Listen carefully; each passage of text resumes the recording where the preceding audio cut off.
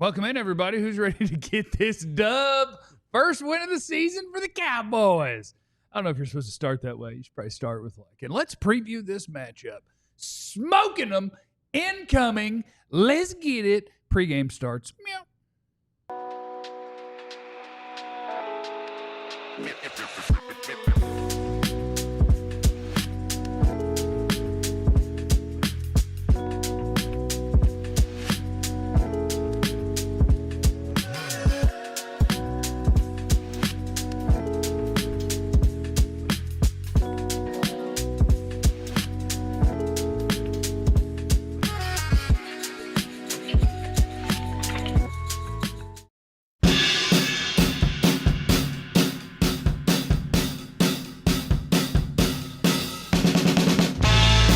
What's up, friends, and welcome in to the DLLS Cowboys pregame show. We got Cowboys Giants here in 29 minutes. They're going to kick it off here in about an hour and a half. You'll have your feet up, nice and relaxed, realizing you've won the game when it's 17-3, and then just set an alarm for about an hour and a half after that for the postgame show, and we'll be ready to hang out with you. So welcome in. It's Cowboys and Giants, and it's Dub City time. Dub City time.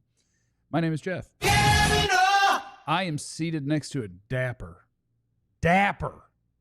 former Cowboys wide receiver Jesse Holly. Oh, Jesse Holly went 77 yards. It must be a reality show. It's like an understated pink, but it looks real good on you. It's not like poof pink. It's like a what's up? This is pink. Yeah, it's soft, right? Yeah, it's like, hi, I am wearing pink. Yes. And he has on Air Maxes that have pink accent, and they look good, and the sock game is good. It's just good.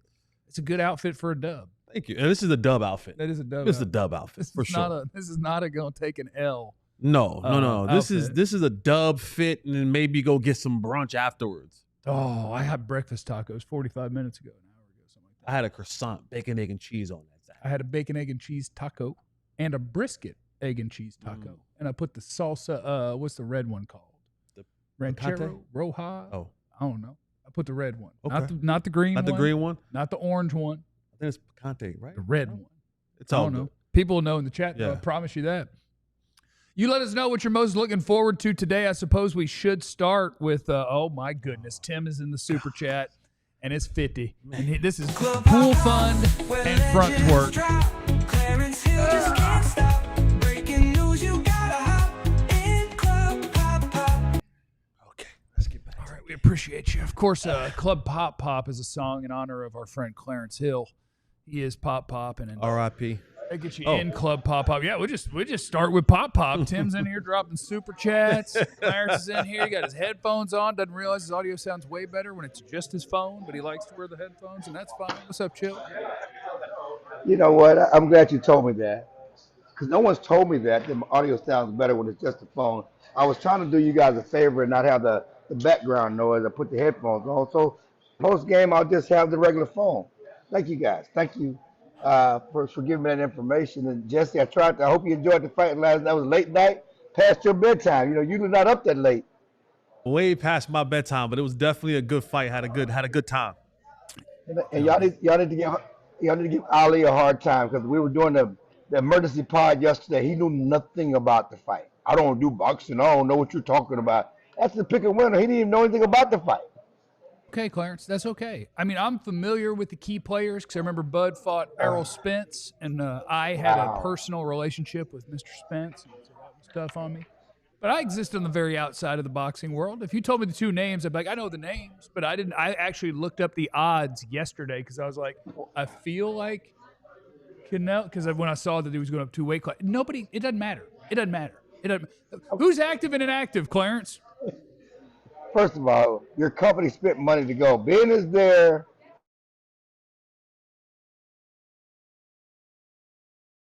Should have known something about the fight, number one. But getting to the Cowboys, surprise, surprise, Mozzie and Blue are inactive, as Jerry told us Wednesday.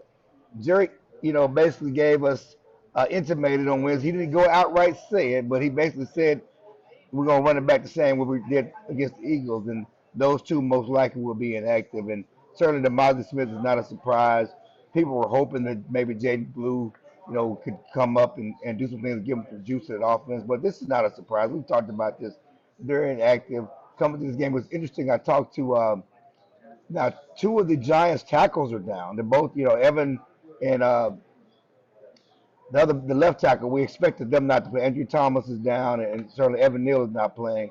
So again, the Cowboys pass rush should eat, and we're not going to say, see, they can do it without Mike. Well, the Giants, might as well have me and you at tackle right now. So they should be able to eat on this Giants pass rush. It was interesting. Earlier in the week, I was talking to a player, and he said, Dexter Lawrence may not play because his wife is expected to go in labor. And if she goes to labor, be there for that. It's important. But she had the baby on Wednesday, and he's here active today. So you're not getting that reprieve on Dexter Lawrence. And talking to Dak in the locker room on Friday, and we were talking about the secondary, and he said that they should be able to attack the secondary. He said, last week we talked about, the Eagles. Everybody was worried about Jalen Carter, but we knew that there are plays being made against the Eagles secondary. And the same is true this week. We're talking about Dexter Lawrence and those pass rushers, but this secondary is suspect. And CeeDee and Pickens and Turpin and Ferguson should be able to eat today on the secondary. So if you're doing your bets and your picks, prize picks, CeeDee gonna be over at 80 or 75 yards, whatever it is. More than. It's gonna be more than. You don't want to say over. You would say more than. More than. Excuse me. Yes. More than. Over tends to be a gambling term, and this, of course, is daily fantasy. It's a game of skill. I would like to shout out John, first of all. Could you please put the Giants inactives back up? James is eating eating that up. So we're going to be seeing Jackson Dart when they bench Russ and not Jameis. So, Clarence, I do want to ask you about our guy, Jaden Blue, and this may be a little bit redundant, but when Shoddy talked about Jaden Blue and when I think Jerry talked about it too, I never heard them say words like, oh, well, and remember, we really love the guys we have. And, when we feel like he's a better, none of that is what's said. It was when he strings together a week as a professional, is there a point in time where this becomes a concerning thing, or because it's a fifth-round pick? I mean, a lot of fifth-round picks don't play. So is it not something to worry about, or is it something to worry about at this point? Well, it's something to worry about because it's an acute situation because you don't have any big play home run hitters in the backfield, and you'll look at him to big play. But what you're saying, being a fifth-round pick is not urgent. It's not like Mozzie Smith. When your first-round pick is inactive, that's a huge deal. Going back to the Bobby Carpenter, when your talking with Sean Mozzie Smith, when your first-round pick is inactive, first year, second year, third year, that's a big deal. That speaks volumes about your draft. Blue was drafted in the fifth round. And I think a lot of people, and we talked about this last week, there were a lot of expectations on him because of what we saw at Texas, because he runs a 4.3, because nobody in the backfield can really house it like he can, as we saw last week when Miles Sanders got run down by a damn linebacker. So you want that ability in his offense, and certainly you talked about before the season, you want to throw the ball to him, get the ball to him, you want him to be a big part of what you're doing. Again, it's early in the season. Jesse talked about it. We've talked about, going in training camp, his questions about work ethic, professionalism, all this stuff. He has to get up to speed, but they're just not going to give it to him. And again, what has he done to deserve to be on the field at this point from what we've seen? As a player, on and off the field, he's done nothing to say, I should be on the field, I demand playing time. You're missing something. He's done nothing to show that. And so, yeah, that's part of it. Clarence, flipping to the other side of the ball with the injury to Deron Bland, and they had some call-ups. Zion Childress got called up.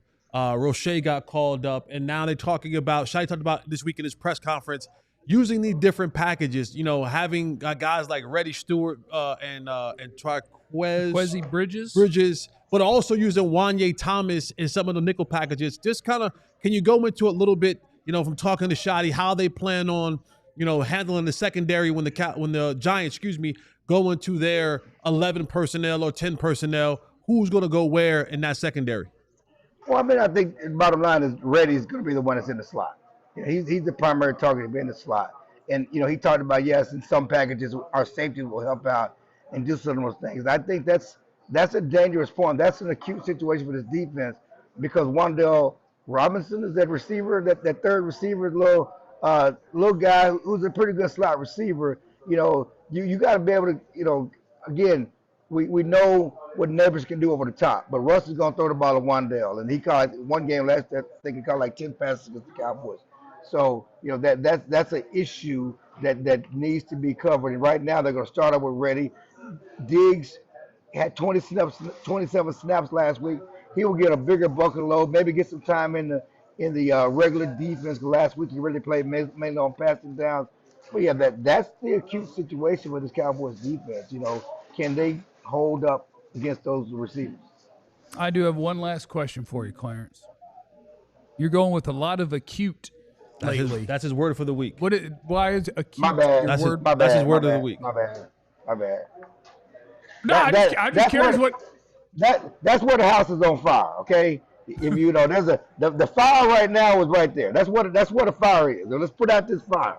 Okay. That's what the fire is. Okay, it's right. Acute over there, not a cutie like Jesse likes. Acute. Yeah. Clarence, have a great day. Enjoy the game. We'll see you in the post game after the Cowboys win by at least 10. All right, thank you guys.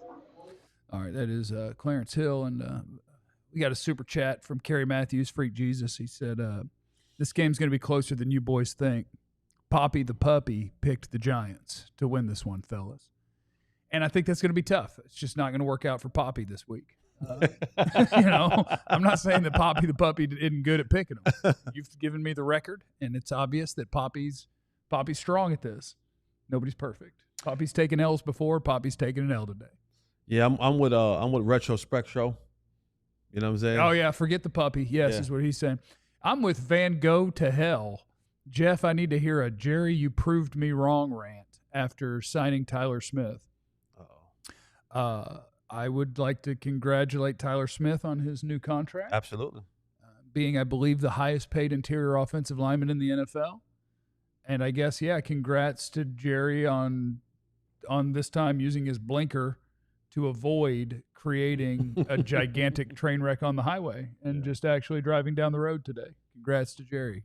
Sure do appreciate you just signing one of your best players. Shame you can't always do that, but congrats on doing it one time, Jerry. What a beast. You're the best. There's a reason you've got a gold jacket. You are smart. I'm stupid. You are handsome. I'm not so good looking.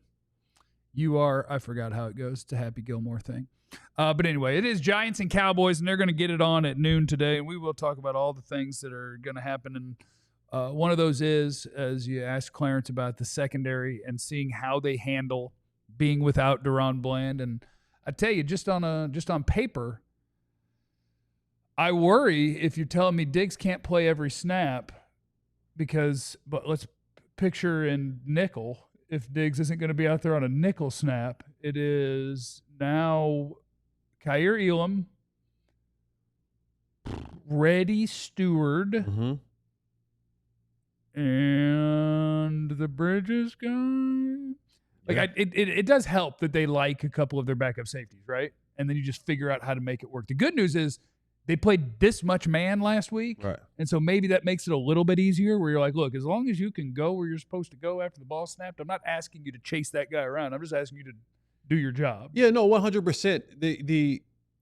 The problem with that is at times the Cowboys, the Giants, they like to play a lot of spread, right? So they want to get out there and get those receivers out there. When you have the guys who have the inexperience playing out there, whether it's your Triquez or your Zion children, while we like those guys in preseason, right, we also know that the regular season is a different beast. So when the motions come into play, when the checks at the line of scrimmage come into play, are they ready to check the check? Right? Like, are they ready to, when Russ checks and their defense checks, are they ready for that check? Are they ready to be in the next position? Are they ready when that switch release happens? Are they ready to pass that off to the next one?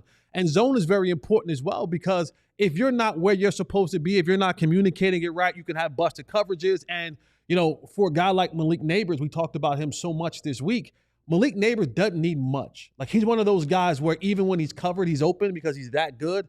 So if you aren't where you're supposed to be, and there is a level of nervousness that comes to a player when you're getting your first opportunity. So if Diggs is getting the start and you're talking about Reddy or Tarquez or whoever's going to come in to give him a breather, when does that come, right? Like how does he get ready for that? So his first snaps may be what?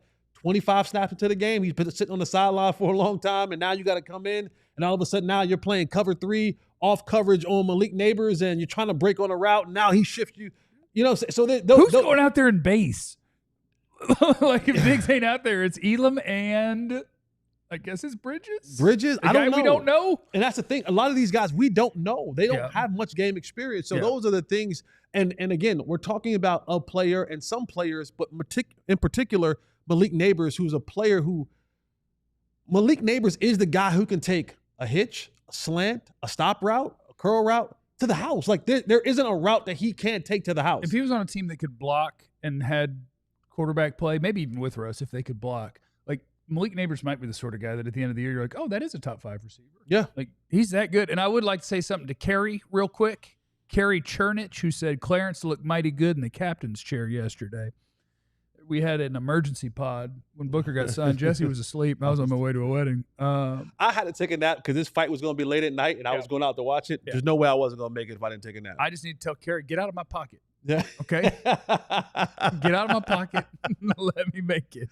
We'll get you all the way ready for Cowboys and Giants as we continue the DLLS pregame show next right here. If you're ready to make the world a better place, why not make it and be a big, right? Help some of the younger generation out. There are tons of kids, girls and boys, who are looking for big brothers and big sisters, and we have the place for you to go. So join the Big Brothers Big Sisters program and become a big. And it not only helps the kids, it helps you too, because you get a chance to go out and spend time with these kids who really need that mentor in his life. Someone to show them that attention, that love, that someone cares for them. So if you have the time, just go ahead out there and become a big. Sign up today. What is it? BBBS.org/ALLCITY to sign up to be a big. It is a wonderful opportunity for you to do something great. If you have the heart, if you have the time, if you want to make the world a better place for you and for me, sign up to be a big today. I'd also like to shout out our friends at PrizePicks. What you do is you want to download the PrizePicks app right now, PrizePicks app right now.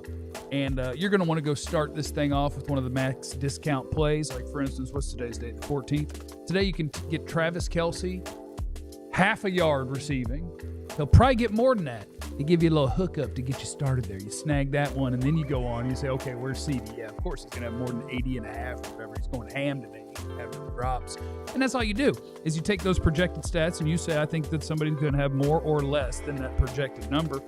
And you pick anywhere from 2 to 6 different ones. And if you get your picks right, you can cash in. It's the best way to get action on sports in more than 40 states, including Texas. Go ahead and download that PrizePicks. You'll see my picks in a second. Download the app today and use the code DLLS. You get $50 in lineups after you play your first $5 lineup. Don't pick Jameis. He's inactive. That's code DLLS to get $50 in lineups after you play your first $5 lineup. PrizePicks. It's good to be right. It is the DLLS Cowboys pregame show. Please smash that like button. It's good for the algorithm. Let us know who's going to score the first touchdown for the Cowboys, too, if you would. And here are the pregame picks presented by PrizePicks. I got Ferg going for more than 2.5 catches, okay? I got Dak going for more than 6.5 completions in his first 10. You can do some wonky stuff in there. You can pick some. It's not all just a number. You can do wonky stuff. That's coming out hot. I got Dak completing 7 of the first 10. That's hot. At least. And Mr. Unlimited, more than a half a passing touchdown. I think Russ will get him one. And that's tough because you have to pick at least 2 teams in your picks. So I couldn't just pick Cowboys. I had to pick a Giant. So I'm sorry for picking him to get a tutty. And you can see Ali's picks and John's picks, but y'all not worried about that. Go with what I got. John's got Malik Neighbors scoring a tutty, Russ throwing a tutty, but at least he believes in Dak and that he'll have his passing yards, and that's nice. All right. Let's get this party started as we are previewing this. We did a whole thing, a whole film study on Dexter Lawrence, and that'll obviously be one of the biggest things the Cowboys have to get right to not let somebody wreck the game. Yeah, not only is he the biggest guy on the football field, but he is the biggest focus on that defense for the Dallas Cowboys. You look at the stats that we have right here, and you look at what Dexter Lawrence did last year in the season. They're talking about a guy who's 342 pounds playing that 1 technique, 0 technique, 3 technique, all those shades up and down that offensive line. 9 sacks from a big guy, right? And then the thing that sticks out to me the most is the 10 quick pressures. That means he's getting right to the quarterback, and that puts him in the category of Micah Parsons, Myles Garrett, those type of players for a guy who plays the interior. Doing that from in there, being that hefty. And what he does, man, he gets down in this, he gets down like in this gorilla wide stance. Gorilla's good. I was thinking frog. He gets down, he gets down in this like silverback gorilla wide stance, and he is so quick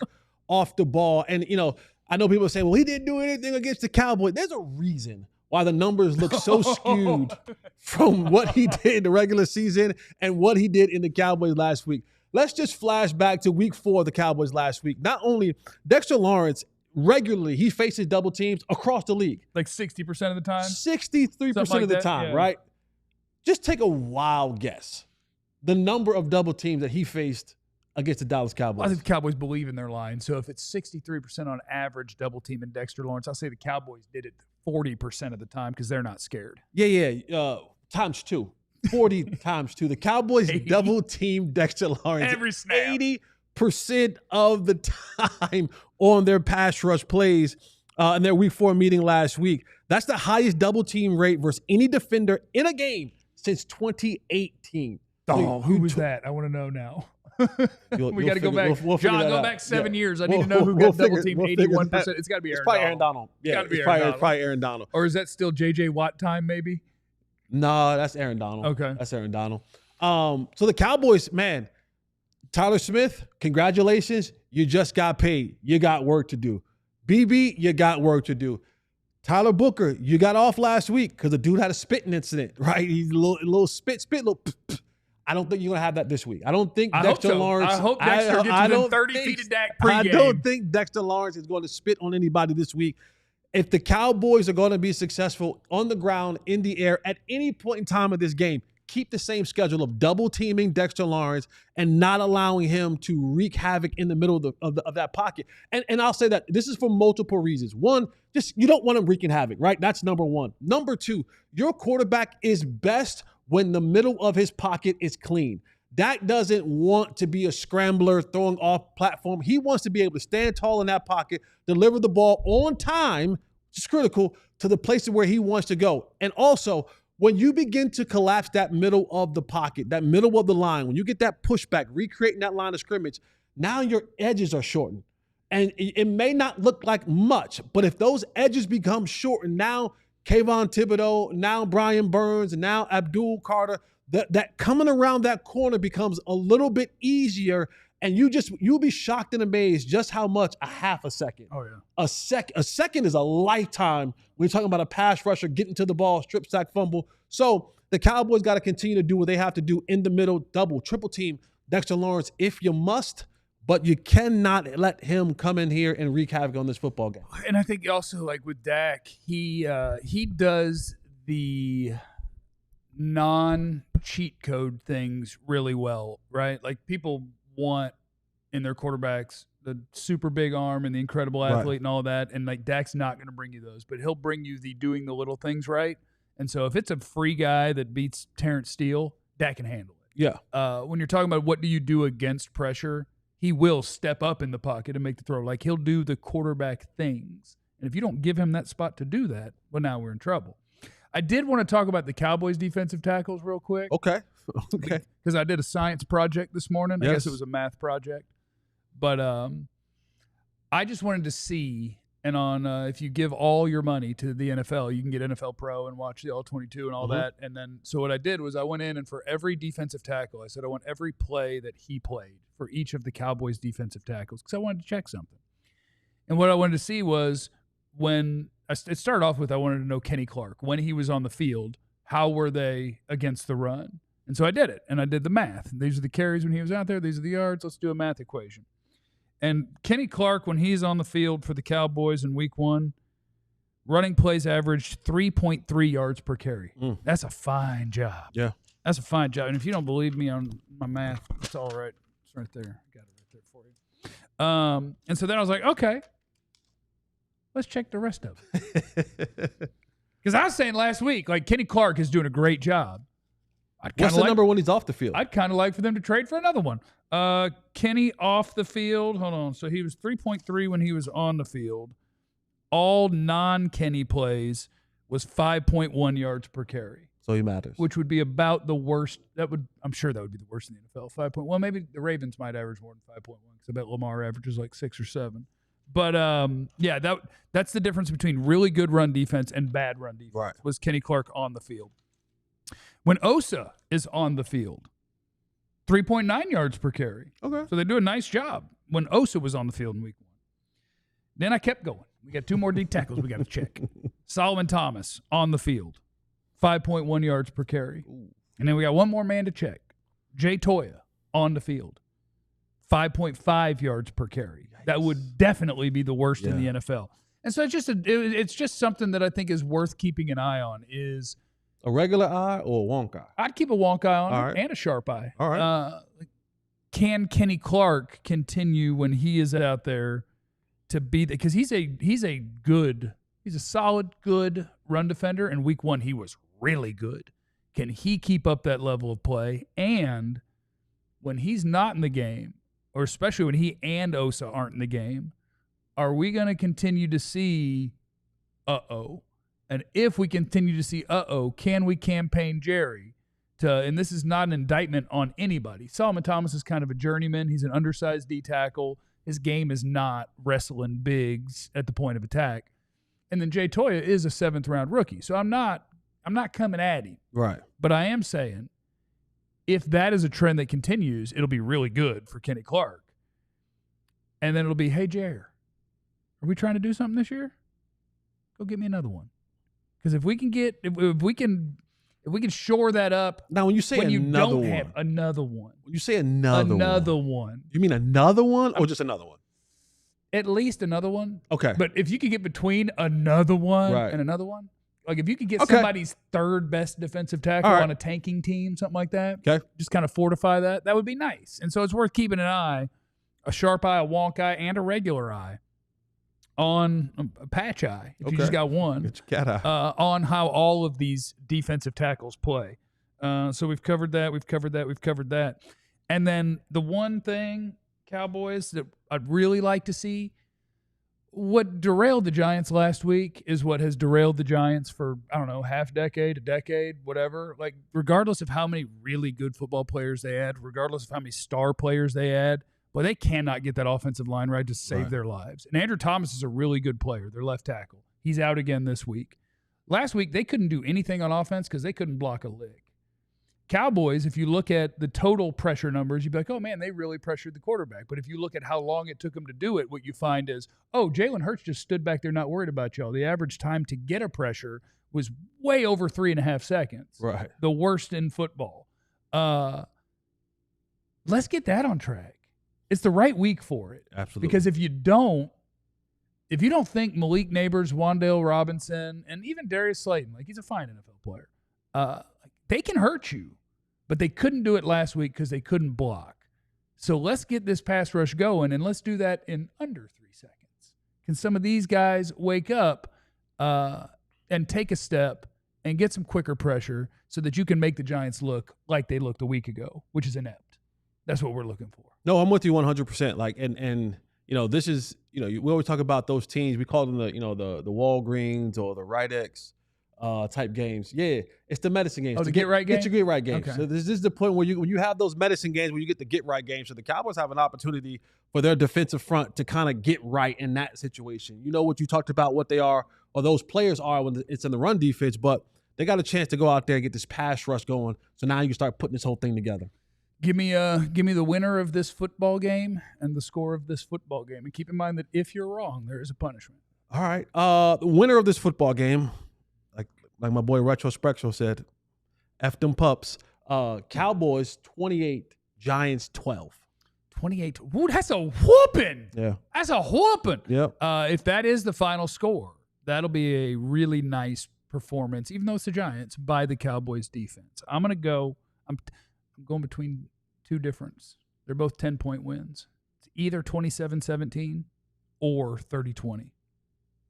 27-17, 30-20. Cowboys. Cowboys are going to score 30 because that'll make me feel better. Cowboys 30, Giants 20, and we'll see you guys in about 3 hours on the DLLS Cowboys post-game show. That's Jesse Holley, the finely dressed, great broadcasting former Cowboys wide receiver, and I'm just a guy named Jeff on YouTube. But thanks for stopping by. We'll see you in the post game. Remember, you have no idea what anybody's going through. So be cool to everybody. We love you. Be easy. Eliminate the contingencies. We all silly like the mayor.